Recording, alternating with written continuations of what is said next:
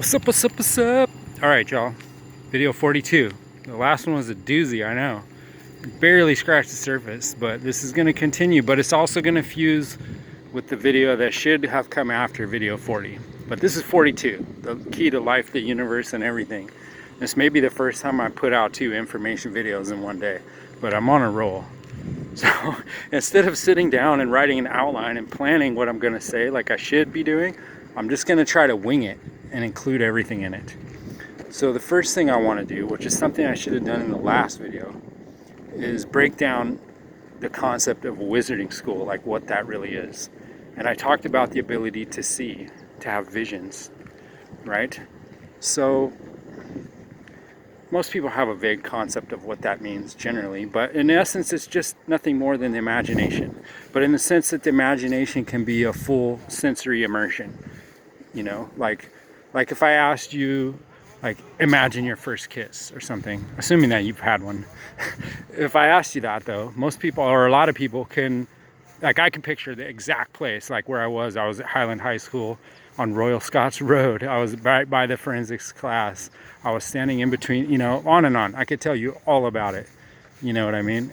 And even that whole day, like, took on this whole, like, mythical ambiance, even though in the long term it was really not that big of a deal. But at that moment it was. But that's my point, okay? So we have the ability to vividly recall multisensory, almost like a memory hologram of events that happened in the past, right? But so if we can do that with events that happened in the past, or we can imagine, like, oh, I'm going to the store to get so-and-so, and we can, like, picture the aisle that we're going to go on, and we know where the carts are, and we know this and that.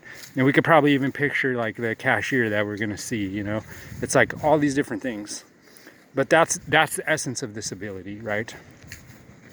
So, I mean, I'm trying to think of really succinct ways to say what I'm trying to say. But basically, okay, take the fact of a temple, right? This is called the temporal lobe of the brain, right? Your temple is this little spot right here, right? Temple. Temple's inside. What is temple? Temple relates to the words for time, temporary, temporal, you know, stuff like that. So there's some connection between time, the mind, sacred space that's protected, right? And, you know, all these things are connected somehow. And I could explain how, but that's going to take us way too far off track at this time. But I'm just going to point out that the Knights Templar play a key role in all 3 of these things, right? But speaking of 3s, this gives me the best schematic that I can come up with just off the cuff for the wizarding concept. It has 3 main, to become a wizard, you got to know 3 main things. Number 1, you got to know the external world. So that gets into all the physical sciences, biology, chemistry, mathematics, geometry, astronomy, so on. You need to understand the nature of external reality and how it works. Okay, that's fundamental. Because if you're trying to be a wizard, that's the basic raw materials that you're trying to work with, is the outer world, okay? The second thing you need to know is the internal world. So that's the human psyche, our sensory perceptions, our body, how the body functions, how the body produces health and energy, how the body can go astray and become sick or below peak functionality. Like, these are super, super critical things, because in essence, all the essence of wizarding comes from our body. It comes from our internal energy and the ability to control, focus, direct, and project that energy. So, but also, okay, so our mind and our senses, right? So there's a psychological aspect to it as well. The mind and the senses, like our cognitive biases and sensory distortions can cloud our perceptions. Because if your perceptions aren't clear and lucid, you're going to act based on false information, and everything you do will be fucked. It's impossible to start from a false premise and erect any kind of logical structure that's functional. So you have to be clear at the very, very beginning. And I could go into all kind of symbolism about how this concept is taught in all these different schools. But basically, so you got the outer concept of the outer world and the physical sciences and how matter and energy work in the external world. Then you have your inner concepts of human psychology, physiology of the body, and so forth. And then you have the third concept, which is the mediation between inner and outer, which basically, like I was kind of alluding to, has to do with our perceptual field, right? Like, so let's say you take inner and outer, right? Inwardly, you have a vision of something that you want to create. Okay, so that's one piece of the puzzle. Outwardly, you're dealing with like, okay, paint and a canvas, or, you know, a camera and film, or whatever it is. Like, there's some way that you're going to manifest your vision into a concrete form that exists externally that can influence outer reality, right? Like, think about how you feel when you hear a song or something like that. Someone wrote that song with words and music, and that created an emotional response within you that could have not existed in that exact way without what they created, that artifact of the music or whatnot. Okay, so this mediation, there's different aspects of the mediation. You know, the senses are one of them, right? That's how we mediate between internal reality, our thoughts and our imaginings, use outer substance as like the raw material, but they're actually woven and created through this mediation, which is the mind itself. So, right, like if you think about meditate, right, that means to go in the middle of something, right? So you're neither, if you're truly meditating, right, you're neither focusing on outer realities nor inner imaginings of past and future. Like, you're in the gap, and that's where you get this clarity of perception, right? So you have to be able to create this gap, and you have to be able to mediate between inner and outer. So that's the basic components of wizarding. So you can see how things in the outer world, like science, astronomy, geometry, understanding physical matter through chemistry and electrostatics and all these kinds of things, and in the body and all these things. You know, those are the different things you'd have to learn. And that's why people have such an exciting, playful concept of wizarding. But I'm telling you, even though everyone has the capacity, it's something for most people. Like, some people have an innate wizardry to them, and they have problematic lives, I would say, because of the nature of the human will.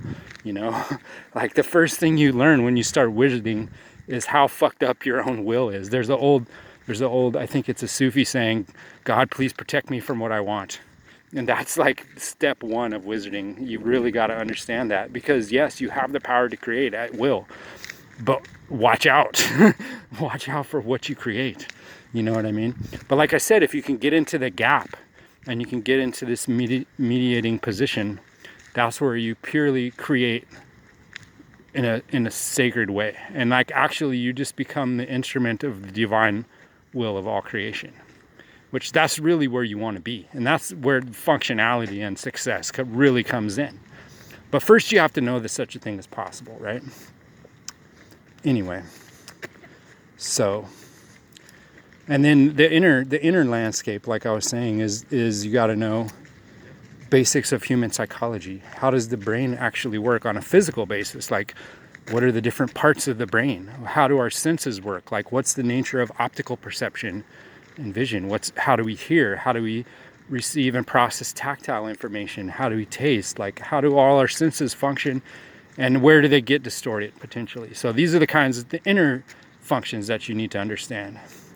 And the mediating functions is basically kind of a mix of those two things. Like, you have to have clarity and control of the body, clarity and control of perceptions, and a correct understanding of outer reality to such a point where perception and reality are super closely aligned. And once they get really, really aligned, that's where manifestation of your will into being becomes like an effortless, natural act. And that's hard for most people to get their head around. You'll know when you see it, and we all do it at various times in our life. Like, I'll just give a super mundane example. I remember one time I was walking through downtown Santa Barbara, and I was kind of broke. I had a shitty job, and I was hungry. And I was thinking about what I was going to eat, and I was trying to price it all in my mind and be like, how do I get the most nutrition for this and that? And I was like, man, I just really wish I could just have some food. As soon as I thought that thought, I looked and there was a sandwich right there. So that's a super mundane example. Everyone can explain that away. But I'm saying, once enough of these happen, you get a grip on the fact that there's something really to that. There's something really there. And at a point, you'll get so good at it, it's like, I freak myself out with it all the time. I'm not going to give examples right now, but trust me when I'm saying this is a real life thing that you can start doing, and a lot of people are really good at it. I think artists and creative types and people who just feel really powerful in their own life and they believe in their own willpower, they can live their dreams like pretty effortlessly. And I see all kinds of people doing it all the time, and it's pretty rad. But unfortunately, I got into spirituality so deep that it's like I don't really care or want much of anything for myself, because I know that no matter what I have, if the world's shitty and everyone's in a bad mental state, like nothing I obtain or bring to being is going to make me happy, because I'm going to watch how everyone else is living and how they react, and I'm going to be like, this is just not right. So for me, all my wishes and dreams revolve around transforming humanity's relation to the natural world and how we create a society, which right now I don't think anyone could argue that our society is functioning well right now. I don't know. I mean, maybe if you're out in some super remote area where you don't have to interact with any type of government bureaucracy, then yeah, that's blissful. But still, you know, we're affected by other outer things no matter what. But anyway, okay. So this should have been the part that I get to about the sequel to video 40. Okay, that's what this part is about. And it's talking about the doctrine of the soul. And in particular, how it pertains to this myth of the Garden of Eden that goes all the way back to ancient Babylon. But there's some really deep info in this myth. And it relates to the doctrine of souls that I was talking about before. Okay, so God creates the world, and through speech, and he's going through the process. You know, I forget what it is. Separate the day from the night, separate the land from the water. I think the aquatic things go first, right? And then you get land creatures and birds and everything. And then humans are kind of last, right? Somewhere in there's like the moon and the sun and everything like that.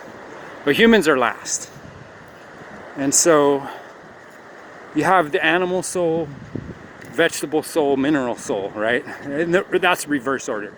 So minerals come first, right? That's the earth and the sea, which are both mostly salt crystals, right? Then you have, well, I mean water. But that's in a way, water has a way of forming crystalline structures like ice or other things. So in a way, that's kind of closer to it than anything else. Then the vegetable level is plants, right?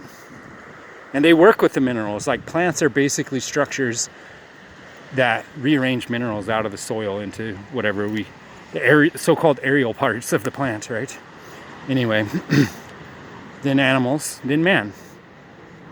So at each level, there's an increase in agency. Like minerals are very permanent, and they just have really strict laws about how they can form and what shape they can be. But they essentially form by themselves, and just by virtue of their structure, they draw energy and channel energy through themselves without really doing much. Then plants have a little bit more movement, but they're essentially, you know, in a natural setting, plants are in the spot where they are. That's where they start, and that's where they kind of end. You know what I mean? They don't move, but they pull everything to them.